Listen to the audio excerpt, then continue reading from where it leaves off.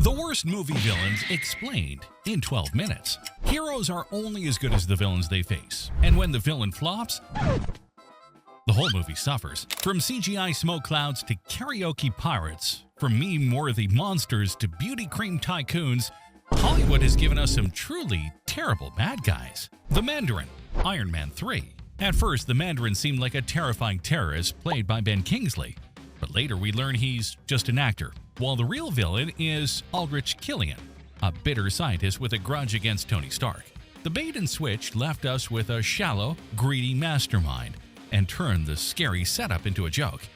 Even Marvel later mocked this twist in Shang-Chi. And if you thought that was a letdown, wait until you meet a cult with zero personality. Sister Summer's Isle and the Cult. The Wicker Man. Nicolas Cage faces a cult on a mysterious island, but none of the members feel distinct. They're all obviously sinister without any depth, and even their leader fails to stand out. By the finale, the supposed horror feels more like an unintentional comedy, but at least they were human.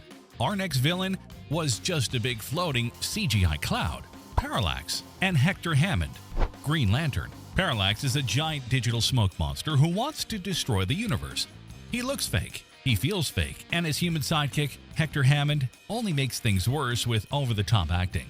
With no weight or emotion, the villain is just an empty spectacle, and the film sinks with him. Speaking of sinking, Stallone's turn as a children's video game villain crashes even harder. The Toymaker. Spy Kids 3D. Sylvester Stallone plays the Toymaker, and instead of being threatened, he spends the movie talking to multiple versions of himself in weird voices. His tough guy presence clashes with the silly tone, and the comedy completely fails. It's more awkward than entertaining, and awkward is putting it kindly compared to this internet boogeyman's movie debut. Slender Man.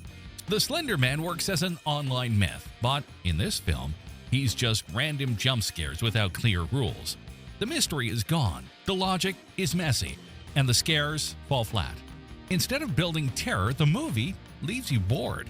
At least he wasn't whiny, unlike our next failed goblin. Harry Osborn, Green Goblin. The Amazing Spider-Man 2. Harry is supposed to be Peter's tragic best friend turned villain, but the film rushes his story, giving us little time to care about his struggles. He comes off spoiled and impatient, and by the time he puts on the goblin suit, the audience is already done with him. Shallow motives ruin plenty of villains, and no one proves it better than Catwoman's beauty-obsessed foe, Laurel Hedare. Catwoman. Laurel is a businesswoman pushing a beauty cream that makes skin hard but ruins faces if stopped. The plan makes no sense, and her only motives are vanity and money. She's shallow, ridiculous, and easily the worst part of the film. But if you thought that was silly, how about Hugh Jackman's pirate breaking into a rock concert? Blackbeard. Pan. Hugh Jackman plays Blackbeard, one of the most feared pirates in lore. But here, instead of menace, he sings "Smells Like Teen Spirit" with his crew. The musical number kills the tension, leaving him less threatening than Captain Hook. And from karaoke pirates, we slide into a sorceress who couldn't stop dancing. Enchantress. Suicide Squad, 2016.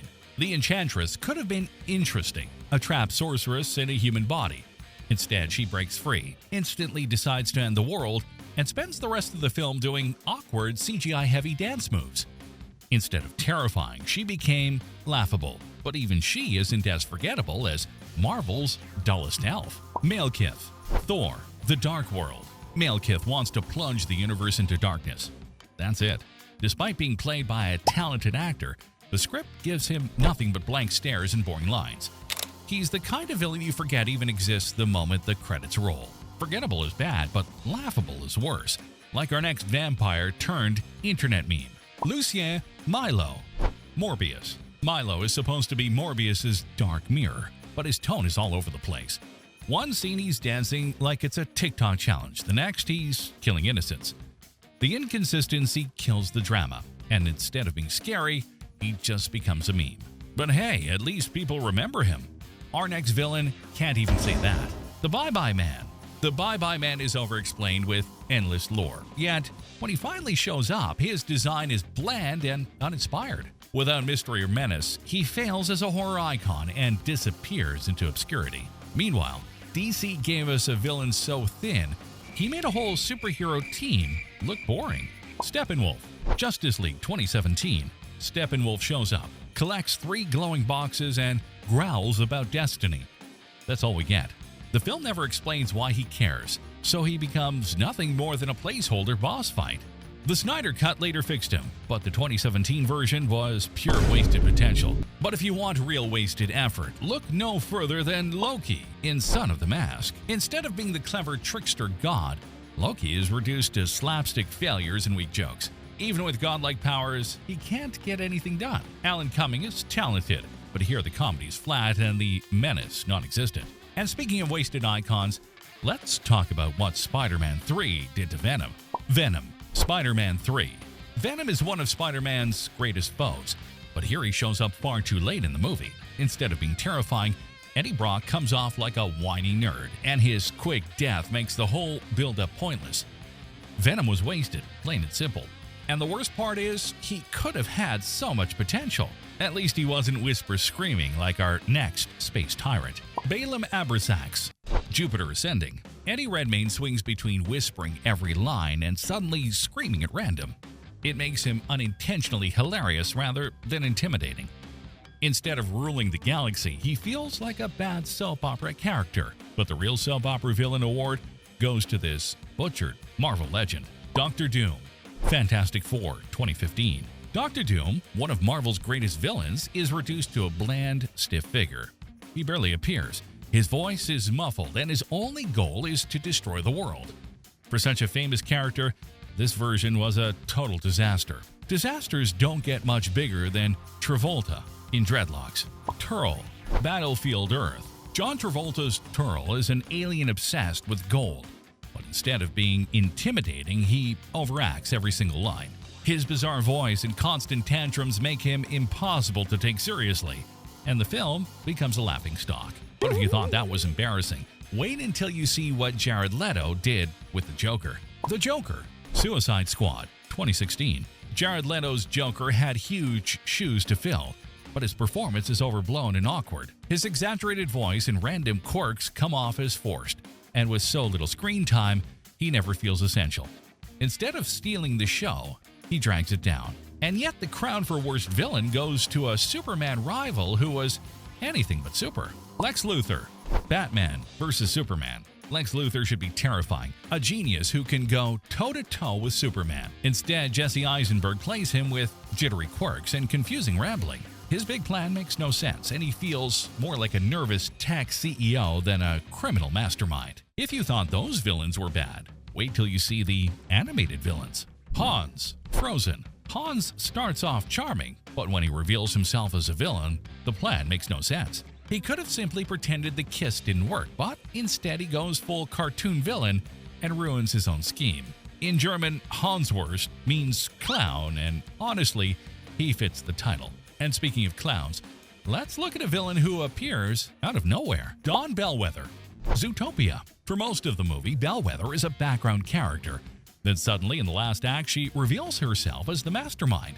The twist feels cheap, and her constant monologuing after already winning makes her even less believable. She's more annoying than menacing. But if you thought that was lazy, wait till you see this masked man flop. Robert Callahan, Big Hero 6. The reveal that Professor Callahan is the masked villain just doesn't work. It could have been literally anyone, and it would have made more sense.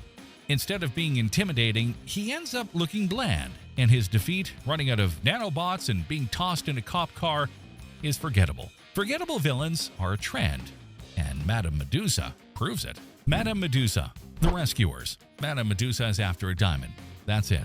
She has no deeper motive, no real personality, and no emotional hook. Eventually, she's eaten by her crocodiles, which is brutal, but by then, you've already stopped caring. From bland, we move to British. Very, very British. Governor Ratcliffe. Pocahontas. Ratcliffe is obsessed with gold and glory, and he even sings about it. That's literally his whole character. There's no depth, no twist, and nothing intimidating. He's just a greedy man in a fancy outfit. Speaking of shallow, let's talk about a snail villain who was all shell and no substance. Guy Gagné. Turbo. Guy Gagné is supposed to be Turbo's racing idol, but the big twist is that he's actually evil. Maybe that shocked some toddlers, but anyone else saw right through it. He's one note, petty, and boring. which makes him the worst kind of twist villain. But at least he had motivation. Captain Smek didn't even manage that. Captain Smek. Home.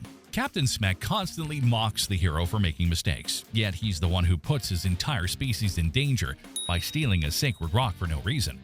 He has some funny lines, but overall he's inconsistent and irritating rather than threatening. From silly to confusing, Dr. Zara. Abominable. Dr. Zara is introduced as someone who loves animals, then suddenly hates them, with no explanation. She turns out to be a twist villain, but her change of heart adds nothing to the story. She thinks she's cool, but she's not. She's just bland. At least she wasn't a full-on Karen like Miss Grunion, Mr. Peabody, and Sherman. Miss Grunion is basically a cartoon version of a nosy neighbor. She exists to complain, ruin fun, and cause problems for no real reason. Her character adds nothing but frustration, making her one of the weakest villains on this list. But if you thought one Karen was bad, Over the Hedge gave us another. Gladys Sharp. Over the Edge. Gladys Sharp is the ultimate HOA nightmare. She hates animals so much that she calls an exterminator just because they exist. Her pettiness makes her more annoying than scary, and the movie treats her like a running gag instead of a true antagonist. Next up is a mermaid mean girl who didn't even get a full movie. Chelsea the Mermaid. Teenage Kraken. Chelsea is a stereotypical popular girl villain. She looks good, but that's where the positives end. Her personality is shallow, her role is predictable, and from the trailers alone, she feels like a cliché rather than a fresh antagonist. And finally, a chef who couldn't even cook up a good threat. Chef. Trolls. The chef wants to bring back the tradition of eating trolls to gain happiness. On paper, that sounds dark, but in the movie, she's never a real threat. Her presence fades in and out, and she fails to create tension. Like the movie itself, she's just mid. Turns out the real villain was bad writing all along.